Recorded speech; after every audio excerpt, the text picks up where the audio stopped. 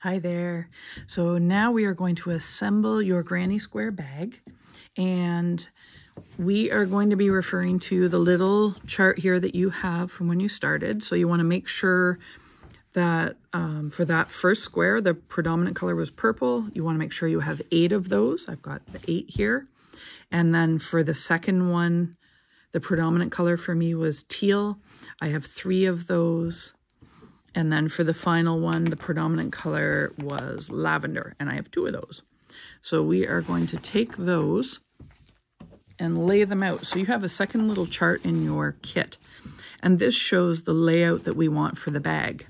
I'm going to show you with the sample bag here. It's pretty easy. For the squares that you did 3 of, which would be the teal one in my case, those 3 are going to go right down the center. So there's 1 in the middle of the bag, 1 across the bottom, and 1 on the other side. And I like to lay those ones out first so that I have a nice center for the bag. The side doesn't matter for the squares. They should be pretty much identical on either side, but if you want to go through and kind of pick out the nicer side of each of them, you want the nicer side to be facing down. But it shouldn't matter. They should be pretty much identical on either side of the square.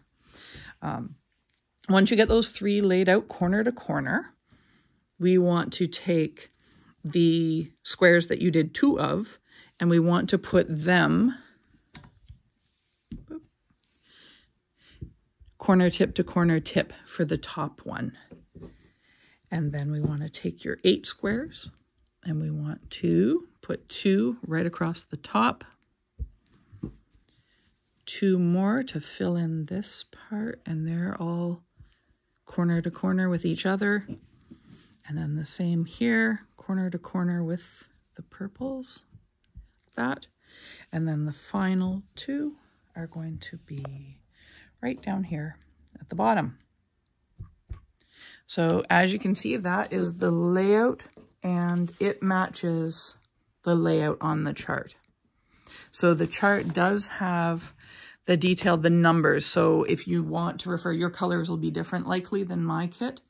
So if you look at the colors on the initial one that you did and match them up with the numbers on this, you'll be sure to get it correct. So now we want to sew them together. You can choose any of the 3 colors to sew them together. I chose the teal. I thought that would be a good one, and I know I have enough of it here to do the join. So to start with, I'm going to start with this lowest center one, and I'm going to join it with the purple one at the bottom. I'm going to pick the 2 squares up, line them up as best I can, and I've got my needle is threaded. I didn't tie a knot in it. Basically, I just have the end. I'm going to pull it through, and I'm going to grab the outer loop of the first one right on the corner and the outer loop towards me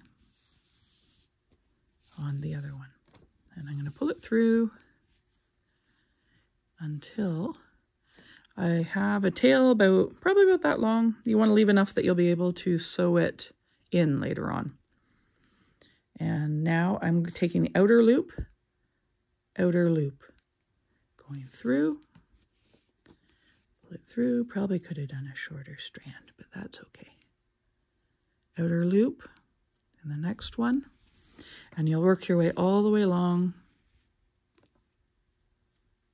You don't want to pull it too tight. You don't want it to be all bunched up. There's a fine line. It's going to be a bag, so we don't want it to be too loose either, or it'll stretch out too much. So we can give it a little tug at the end. For now, I'm just going to keep going through, taking the outer loop at the top and the bottom,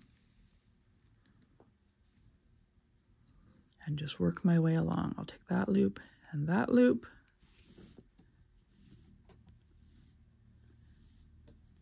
For a lot of people, sewing things up is the part they don't like out of making things with granny squares.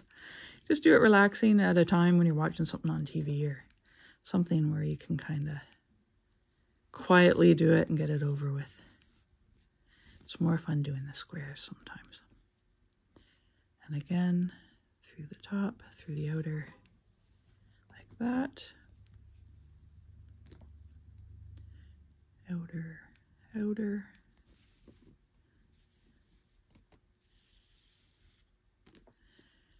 And outer, outer.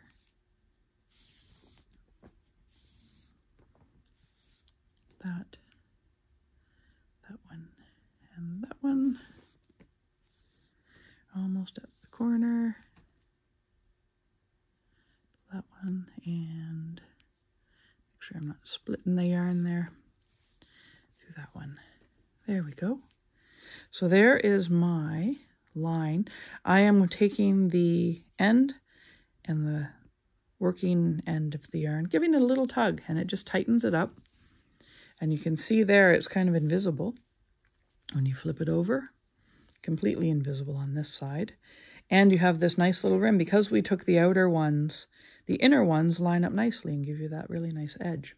So I'm going to turn it over again so that the right side is facing down the way we started. And I'm going to place it back into where it belongs on the table with the other squares. This will allow me to always make sure that I am sewing the squares on in the right place. So now I've done these two. I want to join the next two. So I'm going to do the exact same thing. I'm going to pick them up, turn them, and start working my way along here. Then I'm going to lay them back down on the table, make sure that I've got everything lined up. Then I'll pick up the next one, and you're just going to keep doing that as you incorporate all of them. So this one here in the middle is going to have all 4 sides sewn. Then you're going to start coming along and doing these ones together, and then you're going to come up here. So basically this will be one big piece when you're finished. And I'm going to come back, go to the next video. Once I have this in one piece, I am going to do the next video for you to see how to actually make it into a bag and make the handle.